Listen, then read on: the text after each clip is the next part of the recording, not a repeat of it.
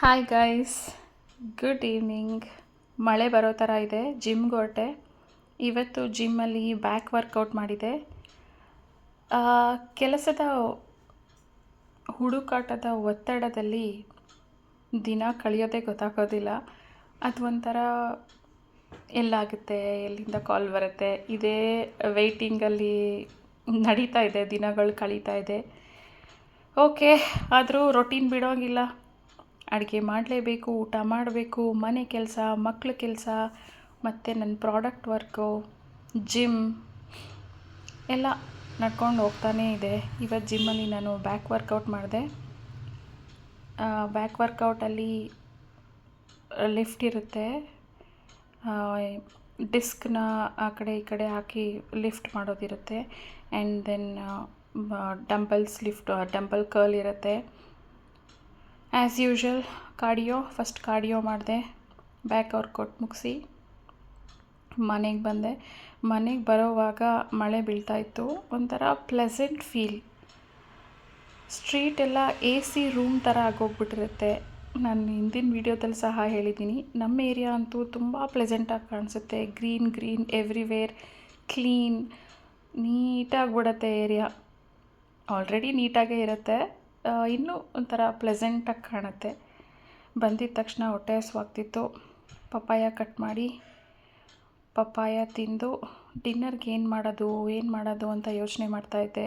Heavy food ಏನು ಬೇಡ, like chapati ಅದೆಲ್ಲ ಏನು ಬೇಡ. ಗಂಜಿ ಕುಡಿದು ನೈಟ್ ಹೊತ್ತು ನನಗೂ ಸಾಕಾಗಿತ್ತು. So boiled egg and palak rice ಮಾಡೋಣ ಅಂಥೇಳಿ ಫಸ್ಟು ಕಿಚನಿಗೆ ಬಂದು ಪಾತ್ರೆ ಎಲ್ಲ ತೊಳೆದಿರೋದನ್ನೆಲ್ಲ ಎತ್ತಿ ಜೋಡಿಸಿಟ್ಟೆ. ಆ್ಯಂಡ್ ಪಾತ್ರೆಗಳು ಹಾಗೇ ಇತ್ತು, ಮಧ್ಯಾಹ್ನದಿಂದ ತೊಳೆದಿರಲಿಲ್ಲ. ಸಂಜೆ ತೊಳೆಯೋಕ್ಕಾಗಿರಲಿಲ್ಲ. ಅದನ್ನೆಲ್ಲ ತೊಳೆದು ನೀಟ್ ಮಾಡಿ ಫ್ರೆಶ್ ಆಗಬೇಕಿತ್ತು. ಬಂದ ತಕ್ಷಣ ಯೂಶ್ವಲಿ ನಾನು ಫ್ರೆಶ್ ಆಗಿಬಿಡ್ತೀನಿ. ಬಟ್ ಪಾತ್ರೆ ಎಲ್ಲ ಇದ್ದರೆ, ತುಂಬ ಏನಾದ್ರು ಕೆಲಸ ಇದ್ದರೆ ಫಸ್ಟಾಗಿ ಕೆಲಸ ಮುಗಿಸ್ಬಿಡೋಣ ಅಂತ ಹೋಗ್ತೀನಿ. ಬಟ್ ಹಂಗೆ ಮಾಡಬಾರ್ದು. ಜಿಮ್ಮಿಂದ ಬಂದ ತಕ್ಷಣ ಫ್ರೆಶ್ ಆಗಿಬಿಡಬೇಕು. ಒಂದೊಂದು ದಿನ ಒಂದೊಂದು ಮೂಡ್ ಇರುತ್ತೆ. ಬಂದಿದ್ದ ತಕ್ಷಣ ಫ್ರೆಶ್ ಆಗಿಬಿಡ್ತೀನಿ. ಇಲ್ಲಾಂದರೆ ಕಿಚನಲ್ಲಿ ಪಾತ್ರೆ ಏನಾದರೂ ಇದ್ದರೆ, ಬಟ್ಟೆಗಳು ಎತ್ಕೊಂಡು ಬಂದಿಲ್ಲ ಅಂದರೆ ಅದೆಲ್ಲ ಮುಗಿಸ್ಕೊತೀನಿ ಫಸ್ಟು. ತುಂಬ ಲೇಟ್ ಆಗಿಬಿಟ್ರೆ ಆಗೋದಿಲ್ಲ, ಇನ್ನೂ ಸುಸ್ತಾಗಿಬಿಡ್ತೀನಿ ಅಂತ. ಪಾಲಕ್ಕೆಲ್ಲ ಬಿಡಿಸಿಟ್ಟು ಹೋಗಿದ್ದೆ. ಅದನ್ನು ವಾಶ್ ಮಾಡೋಣ ಅಂತ ಚೆಕ್ ಮಾಡ್ತಾಯಿದ್ದೀನಿ. ಮತ್ತು ಏನಾದರೂ ಚೆನ್ನಾಗಿದೆಯಾ ಇಲ್ವಾ, ಸೊಪ್ಪು ಏನಾದರೂ ಕೆಟ್ಟಿದೆಯಾ ಅಥವಾ 2 ದಿನ ಆಗಿತ್ತು ತಂದು, ಅದು ಹಾಗೇ ಇತ್ತು ಫ್ರಿಡ್ಜಲ್ಲಿ. ಚೆನ್ನಾಗಿತ್ತು, ಏನೂ ಆಗಿರಲಿಲ್ಲ. ಸ್ವಲ್ಪ ಅಲ್ಲಲ್ಲಿ ಕೆಲವು ಎಲೆಗಳು ಬಾಡಿಬಿಟ್ಟಿತ್ತು. ಅದನ್ನೆಲ್ಲ ಸಪ್ರೇಟ್ ಮಾಡಿ ತೊಳೆದಿಟ್ಕೊಂಡೆ.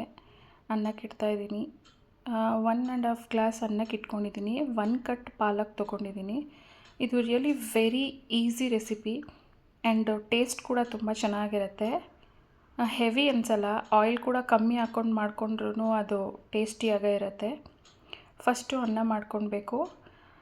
ಅನ್ನಕ್ಕಿಟ್ಟು ನಾನು ಆನಿಯನ್ ಅದೆಲ್ಲ ಚಾಪ್ ಮಾಡ್ಕೊತಾ ಇದ್ದೆ. ಅದೆಲ್ಲ ಚಾಪ್ ಮಾಡಿಕೊಂಡು ನೆಕ್ಸ್ಟು ಇದನ್ನು ಪಾಲಕ್ ಸೊಪ್ಪನ್ನು ಸಹ ಬಾಯ್ಲ್ ಮಾಡ್ಕೋಬೇಕು. ಚೆನ್ನಾಗಿ ಬಾಯ್ಲ್ ಮಾಡ್ಕೋಬೇಕು, ಸ್ವಲ್ಪ ಮೆತ್ತಗಾಗೋಂಗೆ. ತುಂಬ ಮೆತ್ತಗಲ್ಲ, ಸ್ವಲ್ಪ ಬ್ಲ್ಯಾನ್ಚ್ ಆಗಿ ಸ್ವಲ್ಪ ಬಾಯ್ಲ್ ಆಗಬೇಕು ಅಷ್ಟೇ, ಕುದಿ ಬರಬೇಕು. ನೀರು ಎಷ್ಟು ಬೇಕು ಅಷ್ಟು ಇಟ್ಕೋಬೇಕು. ತುಂಬ ಮುಳುಗೋಷ್ಟು ಇಟ್ಕೊಂಡ್ರೆ ನೀರು ವೇಸ್ಟ್ ಆಗುತ್ತೆ. ಅದು ಬೇಯೋಷ್ಟು ನೀರು ಇಟ್ಕೊಂಡ್ರೆ ನೀರು ಹಂಗೆ ಹಿಂಗೋಗ್ಬಿಡುತ್ತೆ, ಅಷ್ಟೇ ಸಾಕು. ಸೊ ಎಗ್ ಬಾಯ್ಲ್ ಮಾಡ್ಕೊತಾ ಇದೆ. ಅದ್ರ ಜೊತೆಗೆ ಪಾಲಕ್ ರೈಸ್ ಜೊತೆಗೆ ಬಾಯ್ಲ್ಡ್ ಎಗ್ ಚೆನ್ನಾಗಿರುತ್ತೆ. ಎಗ್ ಬಾಯ್ಲ್ ಮಾಡೋವಾಗ ನಾನು ಸ್ವಲ್ಪ ಸಾಲ್ಟ್ ಆ್ಯಂಡ್ ಆಯಿಲ್ ಹಾಕ್ತೀನಿ. ಎಗ್ಗು ಒಡ್ಕೊಳ್ಳಲ್ಲ. ಇದು ಕೂಡ ನಮ್ಮ ಡ್ಯಾಡಿ ನಮಗೆ ಹೇಳ್ಕೊಟ್ಟಿದ್ದು. ಎಗ್ ಬಾಯ್ಲ್ ಮಾಡೋವಾಗ ಸಾಲ್ಟ್ ಆ್ಯಂಡ್ ಆಯಿಲ್ ಹಾಕಿದ್ರೆ ಎಗ್ಗು ಬ್ರೇಕ್ ಆಗೋಲ್ಲ. ಅದು ಎಲ್ಲ ಬ್ರೇಕಾಗಿ ಹೊರ್ಗಡೆ ಬರಲ್ಲ, ನೀಟಾಗಿ ಬಾಯ್ಲ್ ಆಗುತ್ತೆ. ಸೊ ಇದನ್ನು ಯಾವಾಗಲೂ ನಾನು ಫಾಲೋ ಮಾಡ್ತೀನಿ ಎಗ್ ಬಾಯ್ಲ್ ಮಾಡುವಾಗ.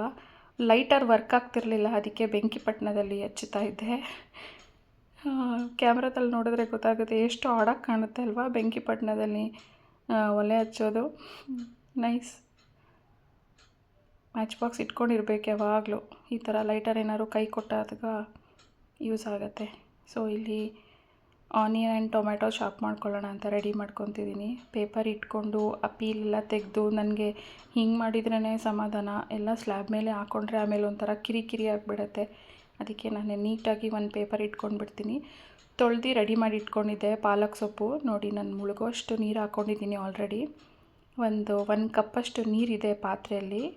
ಅದಕ್ಕೆ ಪಾಲಕ್ ಸೊಪ್ಪನ್ನ ಇಷ್ಟು ದೊಡ್ಡದಾಗೆ ಸ್ವಲ್ಪ ಡೈಸ್ ಮಾಡಿ ಹಾಕ್ತಾಯಿದ್ದೀನಿ. ಅದಕ್ಕೆ ಸ್ವಲ್ಪ ಸಾಲ್ಟ್ ಹಾಕಿ ಬಾಯ್ಲ್ ಮಾಡಿಕೊಂಡ್ರೆ ಆಯಿತು. ಚೆನ್ನಾಗಿ ಕುದಿ ಬರಬೇಕು. ನೀರೆಲ್ಲ ಹಿಂಗೋಗ್ಬಿಟ್ಟಿರುತ್ತೆ, ಅಷ್ಟೊಂದೇನು ನೀರು ಉಳ್ಕೊಳ್ಳೋದು ಇಲ್ಲ. ಮುಳುಗೋಷ್ಟು ಬೇಡ, ಸ್ವಲ್ಪನೇ ನೀರು ಹಾಕಿದ್ರೆ ಸಾಕು, ಚೆನ್ನಾಗಿ ಬಾಯ್ಲ್ ಆಗಿಬಿಡುತ್ತೆ ಅದು. ಅದನ್ನು ಬಾಯ್ಲ್ಗೆ ಇಡ್ತಾಯಿದ್ದೆ. ಈ ರೀತಿ ಬಾಯ್ಲ್ ಮಾಡಿಕೊಂಡು ನೆಕ್ಸ್ಟು ಟೊಮೆಟೊ, ಈರುಳ್ಳಿ, ಬೆಳ್ಳುಳ್ಳಿ ಹಾಕ್ಕೋಬೋದು, ಬೇಕಿದ್ದರೆ ಬೆಳ್ಳುಳ್ಳಿ ಚಚ್ಚಿ ಹಾಕ್ಕೋಬೋದು. ನಾನು ಬೆಳ್ಳುಳ್ಳಿ ಏನೂ ಹಾಕಲಿಲ್ಲ, ಈರುಳ್ಳಿ ಟೊಮೆಟೊ ಅಷ್ಟೇ ಹಾಕಿದ್ದು. ಈರುಳ್ಳಿ ಟೊಮೆಟೊ ಹಸಿಮೆಣ್ಸಿನ್ಕಾಯಿ ಇಷ್ಟೂ ಚಾಪ್ ಮಾಡಿಕೊಂಡು 1 by 1 ಒಗ್ಗರಣೆ ಹಾಕ್ಕೋಬೇಕು. ಇದಕ್ಕೆ ಸಾಸಿವೆ, ಕರಿಬೇವು, ಕಡಲೆಬೇಳೆ ಏನೂ ಬೇಡ, ಜಸ್ಟ್ ಈರುಳ್ಳಿ ಟೊಮೆಟೊ ಇದ್ದರೆ ಸಾಕು.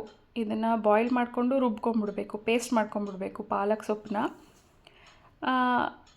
ಟೊಮೆಟೊ ಈರುಳ್ಳಿನ ಚೆನ್ನಾಗಿ ಹುರ್ಕೋಬೇಕು. ಅದು ಹುರ್ಕೊಂಡಾದಮೇಲೆ ಸ್ವಲ್ಪ ಅರಿಶಿನ ಆ್ಯಂಡ್ ಖಾರದ ಪುಡಿ, ಸ್ವಲ್ಪ ಸಾಂಬಾರು ಪೌಡರು ಆ್ಯಂಡ್ ನಾನು ಚಿಕನ್ ಮಸಾಲ ಸಹ ಹಾಕ್ತೀನಿ, ಚೆನ್ನಾಗಿರುತ್ತೆ. ಅದೊಂಥರ ಚೆನ್ನಾಗಿ ಬರುತ್ತೆ ಫ್ಲೇವರು.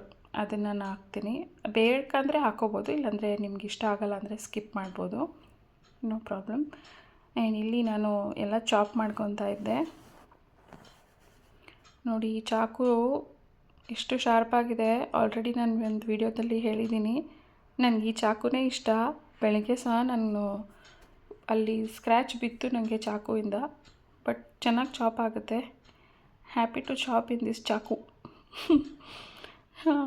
ನೈಸ್. ಹೀಗೆ ಫೈನ್ ಚಾಪ್ ಮಾಡಿಕೊಂಡು ಈರುಳ್ಳಿ ಟೊಮೆಟೊನ ಚೆನ್ನಾಗಿ ಬಾಡಿಸ್ಕೋಬೇಕು ಎಣ್ಣೆಯಲ್ಲಿ. ತುಂಬ ಎಣ್ಣೆ ಹಾಕೋದು ಬೇಡ, 2 ಸ್ಪೂನಷ್ಟು ಎಣ್ಣೆ ಹಾಕಿದರೆ ಸಾಕು, ಚೆನ್ನಾಗಿರುತ್ತೆ. ಪಾಲಕ್ ಸೊಪ್ಪು ತುಂಬ ಟೇಸ್ಟ್ ಕೊಡುತ್ತೆ. ಅದು ಬಾಯ್ಲ್ ಆಗಿ ರುಬ್ಕೊಂಡಾಗ ಈರುಳ್ಳಿ ಟೊಮೆಟೊ ಜೊತೆ ಎಲ್ಲ ಹಾಕಿ ಒಗ್ಗರಣೆ ಆದಮೇಲೆ ಮಿಕ್ಸ್ ಮಾಡಿಕೊಂಡ್ರೆ ಅದು ಒಳ್ಳೆ ಫ್ಲೇವರ್ ಕೊಡುತ್ತೆ, ಚೆನ್ನಾಗಿರುತ್ತೆ. ಬೇಕಿದ್ದರೆ ಗೋಡಂಬಿ ಹಾಕ್ಕೋಬೋದು. ನಾನಿವತ್ತಿಲ್ಲಿ ಏನೂ ಹಾಕಿಲ್ಲ, ಓನ್ಲಿ ಟೊಮೆಟೊ, ಈರುಳ್ಳಿ, ಚಿಲ್ಲಿ, ಸ್ವಲ್ಪ ಸಾಂಬಾರು ಪೌಡರ್, ಅರಿಶಿನ ಪುಡಿ, ಸ್ವಲ್ಪ ಖಾರದ ಪುಡಿ ಹಾಕೋವಾಗ ನೋಡ್ಕೊಂಡು ಹಾಕ್ಕೋಬೇಕು. ಯಾಕೆಂದರೆ ಆಲ್ರೆಡಿ ಹಸಿಮೆಣ್ಸಿನ್ಕಾಯಿ ಖಾರ ಇರುತ್ತೆ. ಖಾರ ಜಾಸ್ತಿ ಇಷ್ಟಪಡೋರು ಸ್ವಲ್ಪ ಜಾಸ್ತಿನೇ ಹಾಕ್ಕೋಬೋದು. ನಾನು ಮೀಡಿಯಮ್ ಖಾರ ಹಾಕಿದ್ದೀನಿ. ಇದರಲ್ಲಿ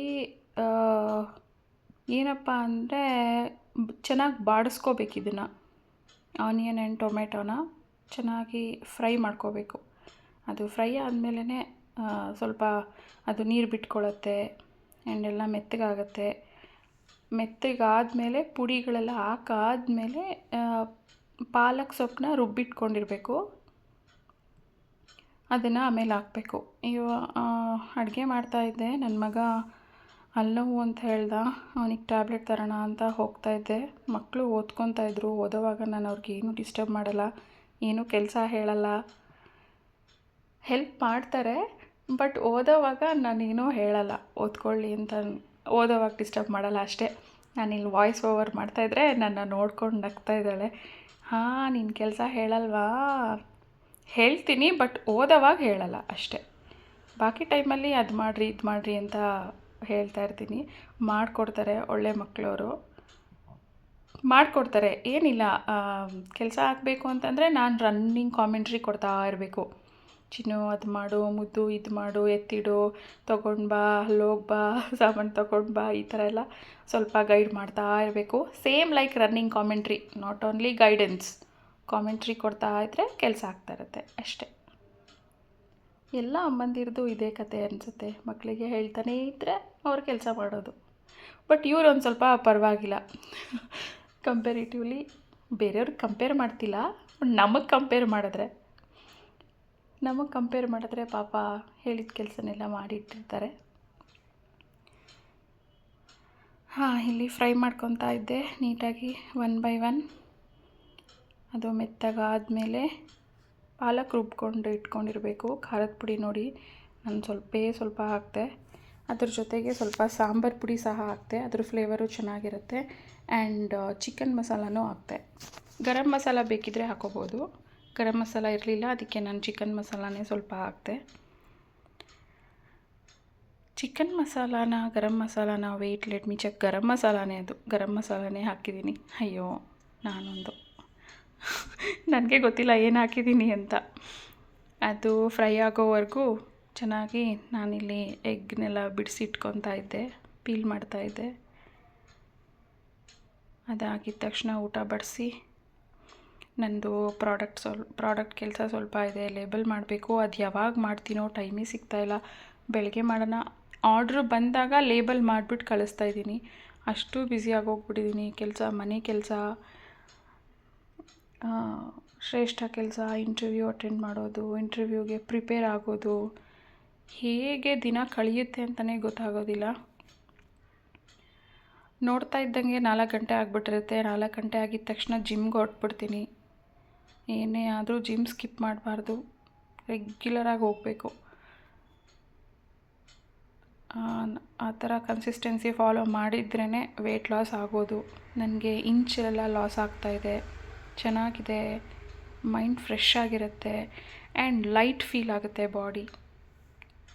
ನೋಡಿ ಇಲ್ಲಿ ಈ ಥರ ಮಾಡಿ ಅನ್ನನ ಸ್ವಲ್ಪ ಪುಡಿ ಮಾಡಿಕೊಂಡು ನೀಟಾಗಿ ಮಿಕ್ಸ್ ಮಾಡ್ಕೊಬೇಕು. ಟೇಸ್ಟಿಯಾಗಿರುತ್ತೆ. ಇದಕ್ಕೆ ಬೇಕಾದರೆ ಬಟರು ಹಾಕೋಬೋದು, ಪನ್ನೀರ್ ಕೂಡ ಹಾಕೋಬೋದು. ಆ್ಯಕ್ಚುಲಿ ಪನ್ನೀರಲ್ಲಿ ಮಾಡಿದರೆ ಇನ್ನೂ ಟೇಸ್ಟಾಗಿರುತ್ತೆ. ಆ ರೆಸಿಪಿ ನಾನು ಮಾಡಿದ್ದೀನಿ. ಇದು ಮೈ ಓನ್ ರೆಸಿಪಿ, ಟೇಸ್ಟಿಯಾಗಿದೆ. ಧೈರ್ಯವಾಗಿ ಮಾಡ್ಕೊಂಡು ತಿನ್ಬೋದು. ಓಕೆನಾ? ಟೇಸ್ಟ್ ಚೆಕ್ ಮಾಡ್ತಾಯಿದ್ದೆ, ಉಪ್ಪು ಖಾರ ಎಲ್ಲ ಕರೆಕ್ಟಾಗಿತ್ತು. ಸ್ವಲ್ಪ ಖಾರ ಅನ್ನಿಸ್ತು, ಅದು ಬಿಸಿಲಿ ಹಂಗೆ ಅನ್ನಿಸ್ತಿದೆ ಅನಿಸುತ್ತೆ. ಇಲ್ಲಿ ಜಿಂಜರ್ ಗಾರ್ಲಿಕ್ ಪೇಸ್ಟ್ ಎಲ್ಲ ಏನೂ ಹಾಕಿಲ್ಲ ನಾನು, ಓನ್ಲಿ ಈರುಳ್ಳಿ, ಟೊಮೆಟೊ, ಹಸಿಮೆಣ್ಸಿನ್ಕಾಯಿ ಅಷ್ಟೇ. ನೋಡಿ ಪ್ಲೇಟಿಂಗ್ ಮಾಡ್ತಾಯಿದ್ದೆ. ನನ್ನ ಮಗ ಬಂದ, ಅವ್ನಿಗೆ ಹೊಟ್ಟೆ ಹಸುವಾಗಿತ್ತು, ಪ್ಲೇಟಿಂಗ್ ಮಾಡಿ ಕೊಡ್ತಾಯಿದ್ದೆ. ಅವನು ಎಗ್ ತಿನ್ನಲ್ಲ, ನನ್ನ ಮಗಳಿಗೆ ಇದು. ಅವನು ನಾನ್ ವೆಜ್ ಏನೂ ತಿನ್ನಲ್ಲ, ಎಗ್ಗು ಕೂಡ ತಿನ್ನಲ್ಲ ಅವನು. ಅವನೇ ಯಾಕೋ ನನಗೆ ನಾನ್ ವೆಜ್ ಬೇಡ ಅಂತ ಬಿಟ್ಟಿದ್ದಾನೆ. ಅವನ ಇಷ್ಟ, ಅವನು ಯಾವಾಗ ತಿನ್ನಬೇಕು ಅಂತ ಹೇಳ್ತಾನೆ ಅವಾಗ ಮಾಡಿಕೊಡ್ತೀನಿ. ಸೊ ಡಿನ್ನರ್ ಆಯಿತು. ಕಿಚನ್ ಕ್ಲೀನ್ ಮಾಡಿ ನಾನು ನನ್ನದು ಬಾಟಲ್ಸು ಎಷ್ಟಿದೆ ಲೇಬಲಿಂಗ್ ಮಾಡಿಬಿಡೋಣ ಅಂತ ಬಂದೆ. ನೋಡ್ತಾ ಇದ್ದೆ. ಆ್ಯಂಡ್ ಇನ್ನೂ ಪ್ರಿಪ್ರೇಷನ್ ಇದೆ, ಸ್ವಲ್ಪ ಮಾಡ್ಕೊಂಬಿಡ್ಬೇಕು. ಆಯಿಲ್ ಇದೆ, ಆಲ್ರೆಡಿ ಸ್ಟಾಕ್ ಇದೆ. ನನ್ನ ಬಾಟಲ್ಸು 30 ಬಾಟಲ್ಸ್ ಇತ್ತು, ಅದರಲ್ಲಿ 20 ಬಾಟಲ್ಸ್ ಸೋಲ್ಡ್ ಔಟ್. ಇನ್ನು 10 ಬಾಟಲ್ಸ್ ಇತ್ತು. ಅದಕ್ಕೆ ಲೇಬಲ್ ಮಾಡಿ ಯಾವುದ್ಯಾವುದು ಆರ್ಡ್ರ್ ಬರುತ್ತೆ ಆವಾಗವಾಗ ಲೇಬಲ್ ಮಾಡಿ ಕಳಿಸ್ತಾ ಇದ್ದೀನಿ. ನೋಡಿ ಇಷ್ಟು ಸ್ಟಾಕ್ ಇದೆ. ಇವಾಗ ಆಯಿಲ್ ಪ್ರಿಪರೇಷನ್ ಮಾಡಬೇಕು. ಕೊಬ್ಬರಿ ಎಣ್ಣೆ ಇದೆ, ಹರಳೆಣ್ಣೆ ಇದೆ. ಹರಳೆಣ್ಣೆ ಸ್ವಲ್ಪನೇ ಇದೆ, ಅದು ಆರ್ಡ್ರ್ ಹಾಕಬೇಕು. ಆ್ಯಂಡ್ ಇವತ್ತು ನಾನು ಫಸ್ಟ್ ಟೈಮ್ ಶ್ರೇಷ್ಠ ಅದು 100 ಲೇಬಲ್ಸ್ ಮಾಡಿಸಿದೆ. 100 stickers, 100 labels. I am very happy. ಅದನ್ನು ನೋಡೋಕ್ಕೆ ಖುಷಿ ಆಗ್ತಿತ್ತು. ತುಂಬ ಚೆನ್ನಾಗಿ ಮಾಡಿಕೊಟ್ರು. ನನ್ನ ಫ್ರೆಂಡೇ ಮಾಡ್ತಾ ಇರೋದು ಇದನ್ನು ನನಗೋಸ್ಕರ. Very nice. ನೋಡಿ ಇದು ನನ್ನ ಬ್ರ್ಯಾಂಡ್. ಸಿಗೋಣ ನೆಕ್ಸ್ಟ್ ವೀಡಿಯೋದಲ್ಲಿ.